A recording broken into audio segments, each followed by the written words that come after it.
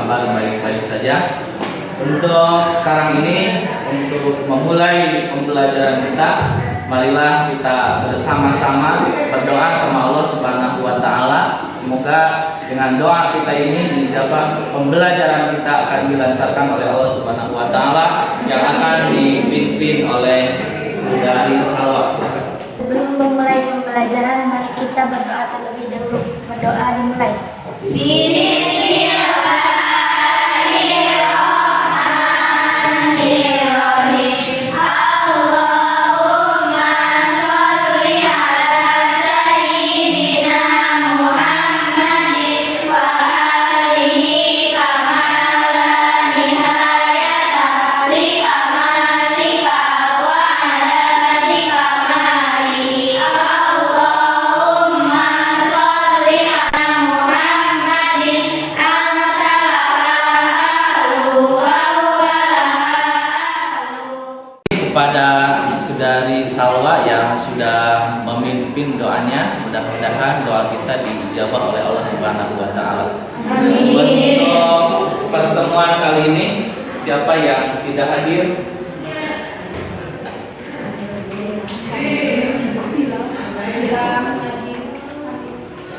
Yang pertama yang tidak hadir siapa?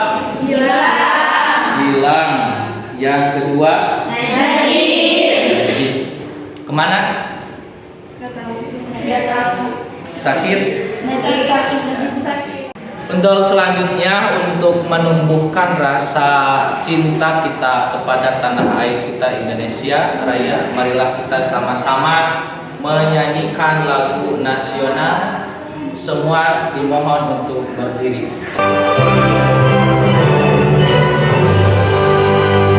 Indonesia tanah airku, tanah tumpah darahku.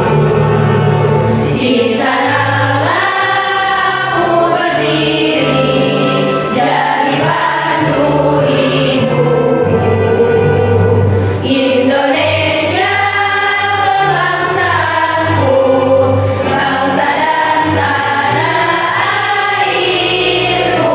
Marilah kita bersatu, Indonesia bersatu. Hiduplah tanahku, hiduplah negeriku, bangsaku, rakyatku semuanya. Bangunlah jiwanya, bangunlah badannya untuk Indonesia Raya. Indonesia Raya, merdeka, merdeka, tanahku, negeriku yang kucinta. Indonesia Raya, merdeka, merdeka, hiduplah Indonesia Raya. Indonesia Raya, merdeka, merdeka, tanahku, negeriku yang kucinta. Indonesia Raya, merdeka, merdeka, hiduplah Indonesia Raya. Terima kasih, silakan duduk kembali. Untuk selanjutnya, sesudah kita menyanyikan lagu Indonesia Raya kita ini, kita sekarang akan bermain dulu, akan ice breaking dulu sebelum memulai pembelajaran supaya pembelajaran kita lebih semangat dan lebih efektif. Untuk ice breakingnya dengan cara tepuk pagi, siang, sore, dan malam. Kalau Bapak katakan pagi, berarti tepuknya 1 kali. Kalau siang, tepuknya 2 kali. Kalau sore, tepuknya 3 kali. Kalau malam, 4 kali. nah, kalau malam tidak boleh bersuara, hanya setengah saja. Nah, hanya setengah begini. Bisa dicek? Bisa dicek? Cek dulu ya. Pagi, siang, sore, malam. Oke. Satu kali lagi, sekarang kembali acak antara siang, malam dulu atau pagi dulu. Pada konsentrasi semua. Kalau yang tidak berkonsentrasi mungkin akan terjebak dengan permainan ini. Kita mulai lagi sekarang. Pagi, siang, sore, pagi, malam. Masih ada yang terjebak? Masih. Berarti belum fokus ya, belum fokus. Masih ada 1-2 berbagi ya, masih kurang fokus dalam. Masih ingat untuk pembelajaran yang lalu kita sampaikan, yaitu mengenai tentang cara berpakaian sesuai dengan syariat. Di situ dikatakan ada pakaian untuk laki-laki, ada yang pakaian bagus untuk perempuan. Aurat laki-laki ada aurat perempuan. Aurat laki-laki bagaimana auratnya? Aurat laki-laki itu adalah dari pusat sampai dengan lutut. Kalau aurat perempuan seluruh badannya kecuali muka dan telapak. Bagus. Mungkin dari materi yang lalu kita dibahas semua dan menghafal semua. Tetap kita harus belajar di rumah, baik siang, pagi maupun malam. Kita terus belajar menuntut ilmu, karena mencari ilmu itu adalah perintah yang wajib dari siapa? Allah, sesuai dengan apa? Hadis Nabi, talabul ilmi minal mahdi. Wajib bagi kita semua untuk semangat menuntut ilmu. Itu materi yang sudah lalu. Materi yang sekarang yang akan kita bahas. Yang pertama dari kompetensi dasarnya dulu, yaitu menganalisis makna iman kepada kitab-kitab Allah Subhanahu wa taala. Di HD yang kedua yaitu menyajikan keterkaitan antara beriman kepada kitab-kitab suci Allah Subhanahu wa taala dengan perilaku sehari-hari. Itu kompetensi dasarnya.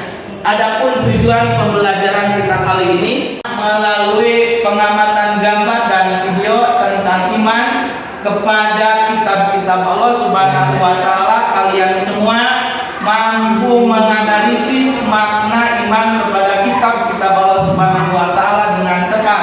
Yang kedua, tujuan pembelajarannya yaitu melalui kegiatan diskusi kalian semua mampu memerinci hikmah dan manfaat beriman kepada kitab-kitab Allah Subhanahu wa taala.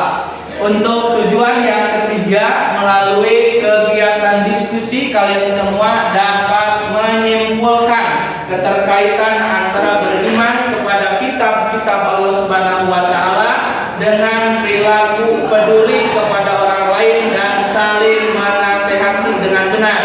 Untuk tujuan yang keempat, yaitu melalui kegiatan presentasi kalian semua dapat menyajikan peta konsep dan paparan tentang makna, tanda-tanda, hikmah dan manfaat beriman kepada kitab-kitab suci Allah Subhanahu wa taala dengan tepat. Mungkin itu tujuan pembelajaran kita. Untuk dilanjutkan ke materi yang akan kita bahas, Bapak akan menayangkan satu gambar di depan di slide yang kalian amati dulu, lalu beri tanggapan, baik dari kelompok 1 orang, kelompok 2, kelompok 3 dan kelompok 4. Siap dianalisis atau dilihat dulu gambar.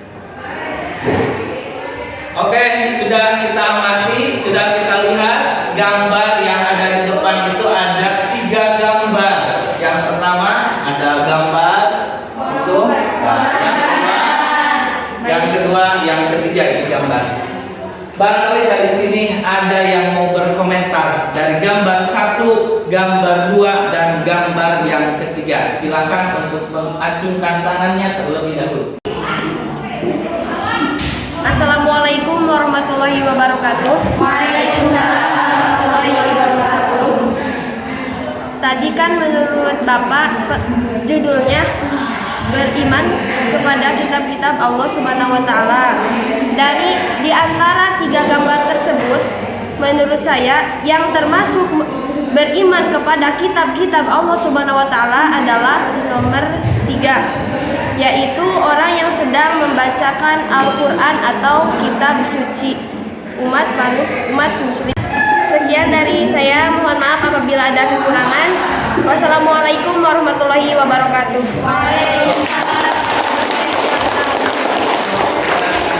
Gambar nomor ketiga kita beri apresiasi dulu. Barangkali ada lagi dari teman-teman yang lain mau berkomentar tentang gambar nomor 1 dan gambar nomor 2. Assalamualaikum warahmatullahi wabarakatuh.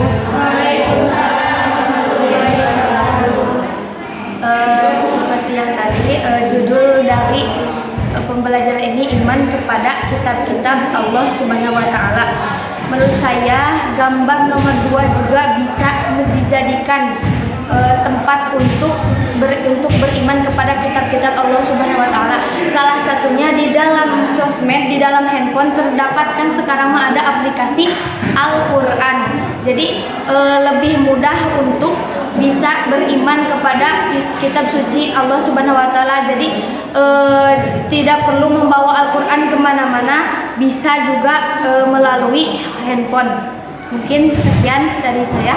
Wassalamualaikum warahmatullahi wabarakatuh.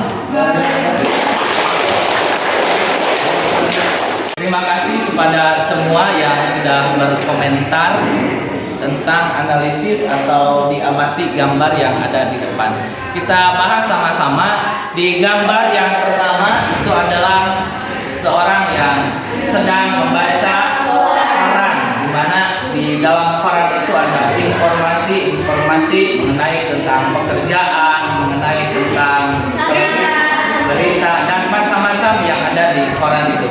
Untuk gambar yang kedua itu di sini ada seseorang yang lagi main gadget atau main sosial media. Yang bagus tadi kata siapa? Kata Salwa bahwa sosial media itu bisa kita gunakan, bisa aplikasikan terutama di dalam pembelajaran kita itu yaitu membaca Al-Qur'an. Untuk selanjutnya di sini ada seseorang yang sedang membaca Al-Qur'an. Nah, yang kita maksud di sini beriman kepada kitab-kitab Allah Subhanahu wa taala sesuai gambar yang di nomor 3, yaitu ada seseorang yang sedang membaca Al-Qur'an. Kita aplikasikan setiap hari, setiap malam, bahkan sore kita harus sering-sering membaca Al-Qur'an. Kenapa sebabnya? Karena di sini hidup itu ada pilihan. Mau pilih yang baik atau pilih yang buruk itu adalah kita yang memilih atau yang menentukan. Kembali lagi kepada materi yang akan kita bahas sekarang yaitu beriman kepada kitab-kitab Allah Subhanahu wa taala. Ada yang tahu kitab Allah Subhanahu wa taala semuanya ada berapa? Saya Pak. Ada 4. Yang pertama Zabur, yang kedua Taurat, yang ketiga Injil, dan yang keempat Al-Qur'an. Nah, jadi kitab-kitab Allah semuanya itu ada berapa? 4. Yang pertama Zabur, yang kedua Injil, yang ketiga Taurat, yang keempat Al-Qur'an. Kitab Taurat diturunkan kepada Nabi Musa alaihissalam. Yang kedua kitab Zabur diturunkan kepada Nabi Daud alaihissalam. Yang ketiga kitab Injil Nabi Isa. Yang keempat kitab Al-Qur'an yang diturunkan kepada Nabi Muhammad. Wah, salam itu bagus. Tunggu.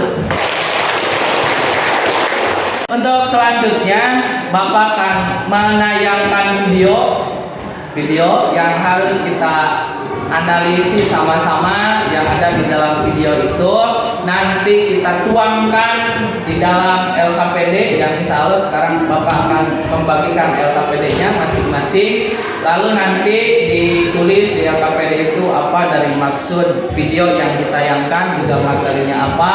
Kita akan diskusi bareng-bareng memecahkan masalah tentang beriman kepada kitab-kitab Allah Subhanahu wa taala, terutama kitab Zabur, kitab Injil, kitab Al-Qur'an. Kita lihat dulu atau Bapak dulu akan membagikan LKPD-nya dulu terlebih dahulu?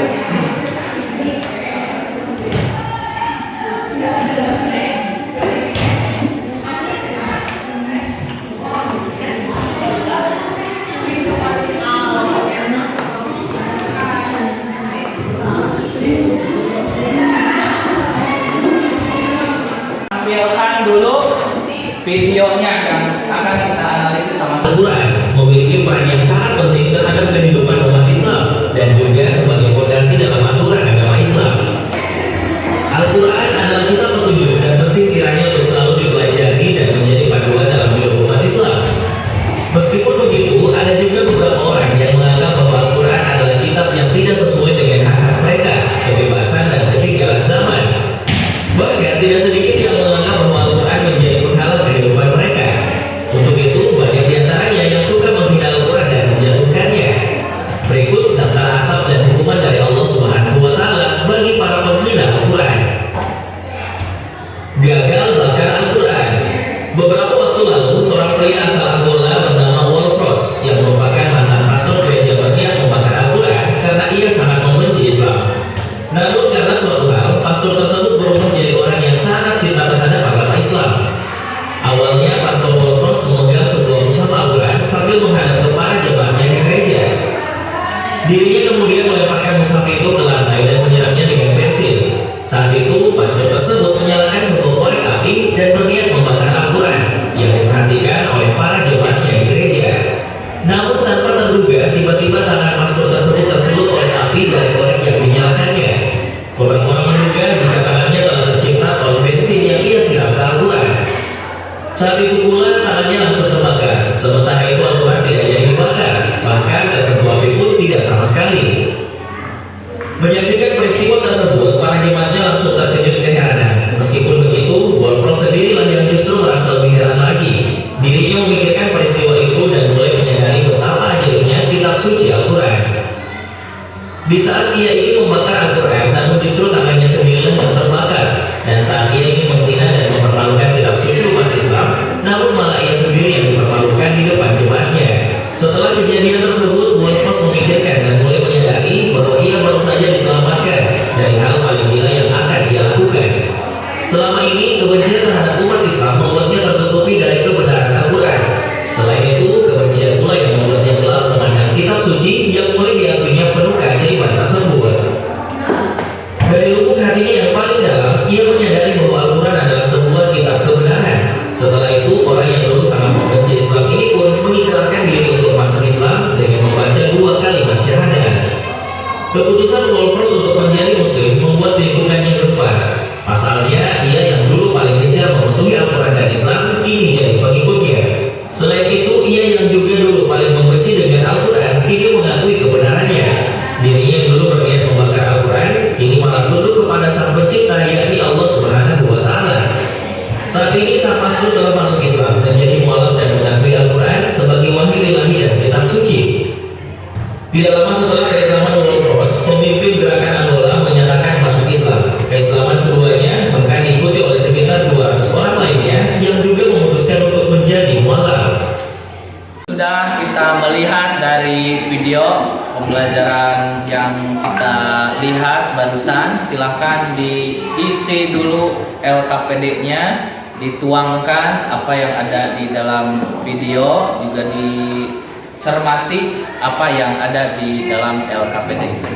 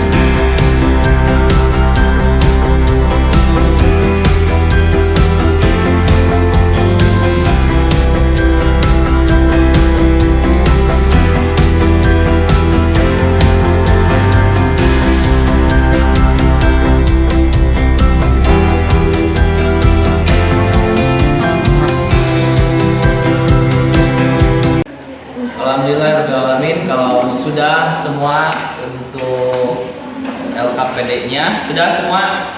Nah, kita tinggal presentasi saja. Namun sebelum presentasi kita ada ice breaking dulu untuk memecahkan suasana kita supaya kita lebih semangat dalam pembelajaran kali ini. Mohon semua untuk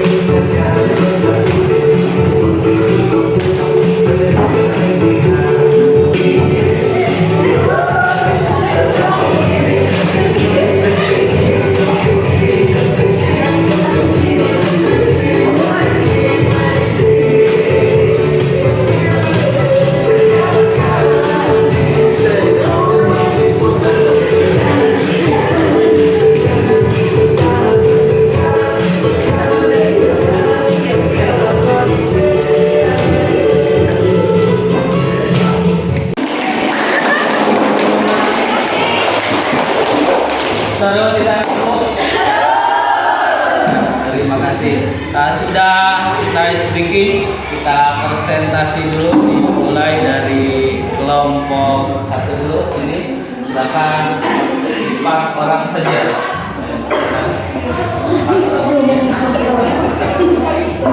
Mengungkapkan isi dari hasil diskusinya. Silakan ke depan. Assalamualaikum warahmatullahi wabarakatuh. Waalaikumsalam warahmatullahi wabarakatuh. Pertama-tama dan yang paling utama adalah kita panjatkan puji syukur kepada Allah Subhanahu wa taala karena berkat rahmat dan kurnia kita semua dapat berkumpul di siang hari ini, pagi menuju siang maksudnya, di tempat ini dalam keadaan sehat walafiat. Tidak lupa salawat serta salam adalah kita panjatkan kepada junjungan kita yakni Nabi besar Muhammad sallallahu alaihi wasallam. Pada kesempatan kali ini berdirinya kami di sini adalah untuk mempresentasikan materi pembelajaran PAI yang berjudul tentang kitab penjelasan dari kitab Taurat. Untuk itu, saya mempersilahkan kepada rekan-rekan saya untuk membacakan isi dari materi tersebut. Kitab Taurat berisikan 10 pokok peraturan atau perintah yang sering disebut dengan the Ten Commandments atau firman. 1. Tiada Tuhan selain Allah. 2. Jangan menyembah berhala. 3. Jangan mempersekutukan Allah Subhanahu wa taala.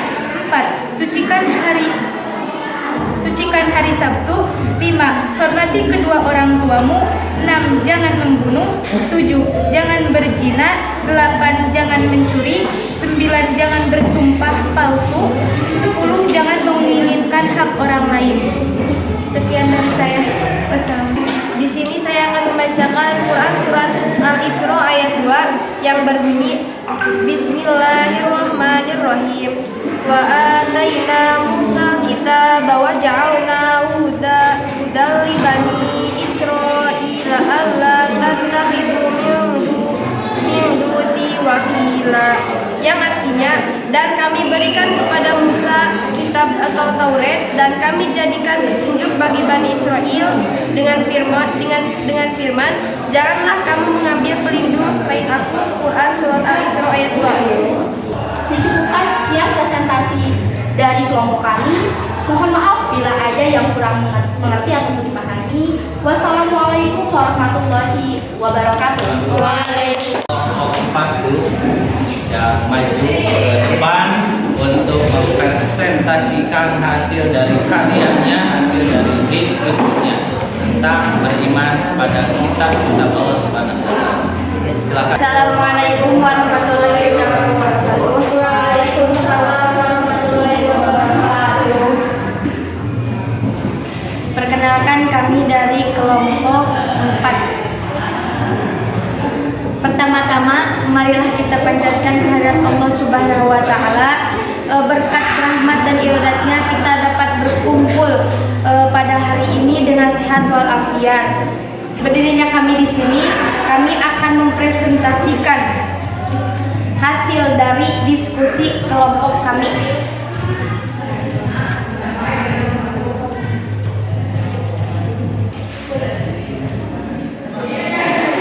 Saya akan menjelaskan Al-Quran merupakan kitab suci yang diturunkan oleh Subhanahu wa taala kepada Nabi Muhammad SAW melalui malaikat Jibril. Al-Quran diturunkan tidak sekaligus, melainkan secara berangsur-angsur. Al-Quran diturunkan selama kurang lebih 23 tahun atau tepatnya 22 tahun, 2 bulan, 22 hari.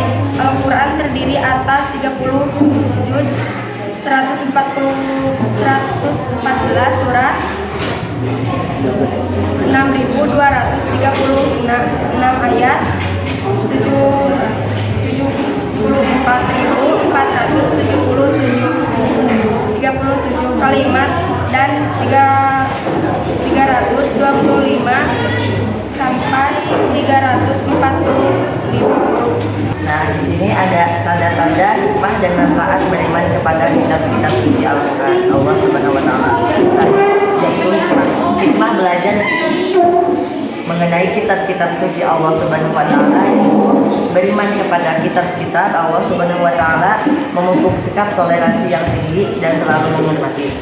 Adapun tanda-tanda beriman kepada kitab suci Allah Subhanahu wa taala yaitu mengerjakan semua perintah yang terdapat dalam Al-Qur'an dan menjauhi semua perbuatan yang ada dan larangan mengerjakannya dalam Al-Qur'an.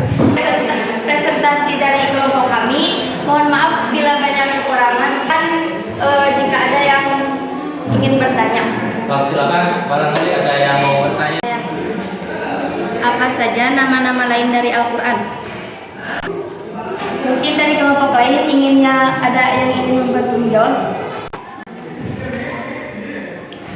Nama-nama lain dari Al-Quran. 1. Al-Huda, artinya Al-Quran sebagai petunjuk seluruh umat manusia. 2. Al-Furqan, artinya Al-Quran sebagai pembeda antara yang baik dan buruk. 3. As-Syifa, artinya Al-Quran sebagai penawar atau obat penenang hati. 4. Az-Zikir, artinya Al-Quran sebagai peringatan adanya ancaman dan balasan. 5. Al-Kitab, artinya Al-Quran adalah firman Allah Subhanahu wa taala yang dibukukan. Sekian dari kelompok kami. Mohon maaf bila banyak kesalahan. Wassalamualaikum warahmatullahi wabarakatuh. Alhamdulillahirrahmanirrahim. Untuk presentasinya semua sudah bagus dan sudah baik dari segi pelafalan ayat Al-Qur'annya, juga dari penjelasannya. Kita tepuk tangan dulu untuk kita semua. Untuk selanjutnya kita ada kesimpulan dari materi yang akan kita bahas dari awal sampai akhir. Mungkin ada kesimpulannya. Yang pertama adalah beriman kepada kitab-kitab Allah Subhanahu wa taala. Kita tahu bahwa kitab Allah itu ada berapa? Taurat yang diturunkan kepada Nabi Musa. Diturunkan kepada Nabi. Ketiga, Injil. Diturunkan kepada Nabi Isa. Diturunkan kepada Nabi Muhammad SAW. Evaluasi, bentuk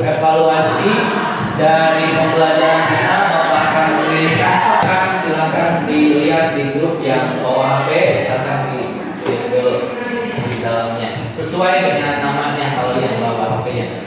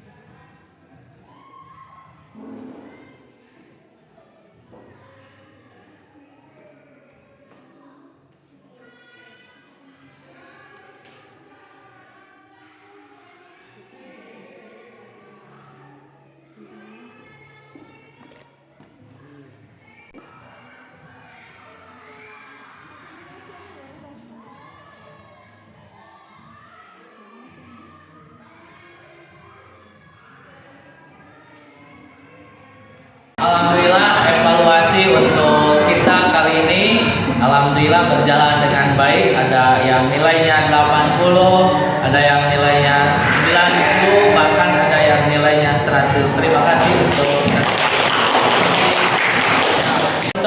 selanjutnya ada refleksi pembelajaran kali ini. Gimana untuk refleksinya? Seru tidak pelajaran kali ini? Seru. Ada yang sulit? Gimana yang sulitnya?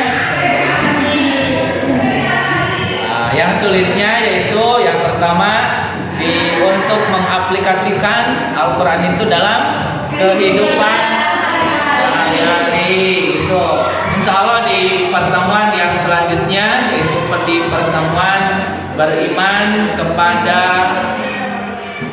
beriman kepada malaikat, kepada Rasul, kita akan sampaikan di pertemuan yang selanjutnya. Untuk menutup pembelajaran kali ini, marilah kita berdoa yang akan dipimpin oleh saudari KM kita, yaitu saudari Salwa. Menanya disilakan. Sebelum mengakhiri pembelajaran, mari kita berdoa terlebih dahulu.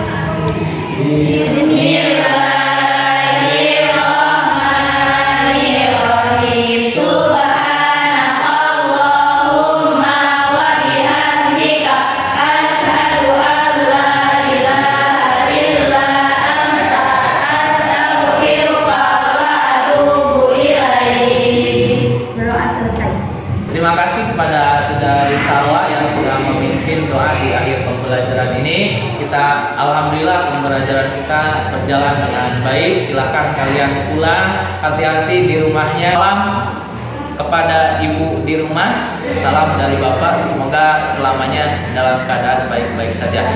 Sekian dulu dari Bapak. Assalamualaikum warahmatullahi wabarakatuh.